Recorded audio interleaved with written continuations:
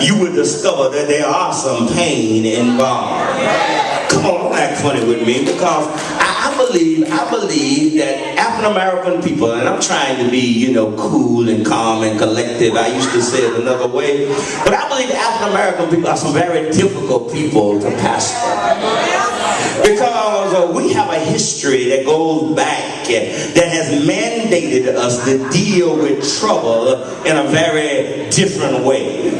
Because most of the trouble that we have experienced as African American people have been forced upon us because servitude, we've never been given the privilege to do it ourselves.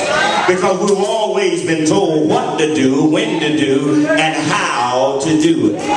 And so when we come to the church, we come with a chip on our shoulders. We come to the church that nobody can really tell me what to do. We look at the pastor and we say this: he's a man just like me. He put on his pants just like I put on my pants. He's not in charge of me. Matter of fact, we pay his salary. So my brothers and sisters, don't come up in here and act oozy with me and be talking about Pastor Howard is the best thing ever happened to Ebenezer. No, this is just a break in the action. Oh, y'all ought to say something to me.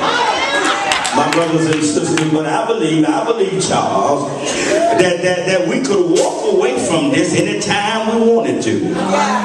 But I believe that there's something about what Paul says here that leaves us with these encouraging words, that we have a charge to keep and a God to glorify. We have a charge to keep. Paul continues to reverberate that through his ministry, that we have a charge to keep. When he talks to Timothy, he says to Timothy, I fought a good fight. I finished my course. I kept the faith. From henceforth is laid up for me a crown of righteousness, which the Lord, the righteous judge, shall give me at that day, not only me, but all them of love that love his appearing. In other words, he says, Charles, that I have a charge to keep, a God to glorify. He testifies to the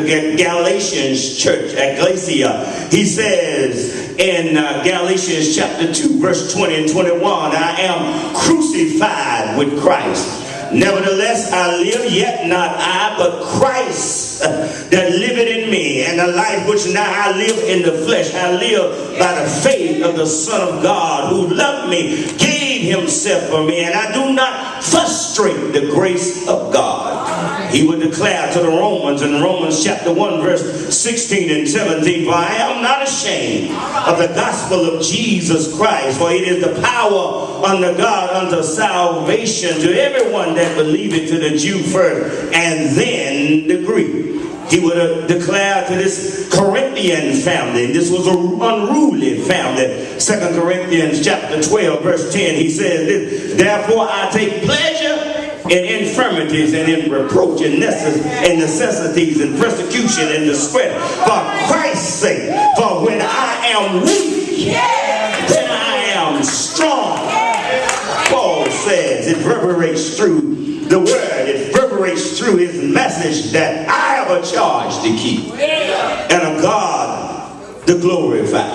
So I want to raise the question, how do we balance in our lives this spiritual and physical fatigue that sets in every now and then? Well, Paul admonishes this local church at Corinth to be proactive in their thinking, resolved in their behavior. And he says that you got to be reassured in your belief.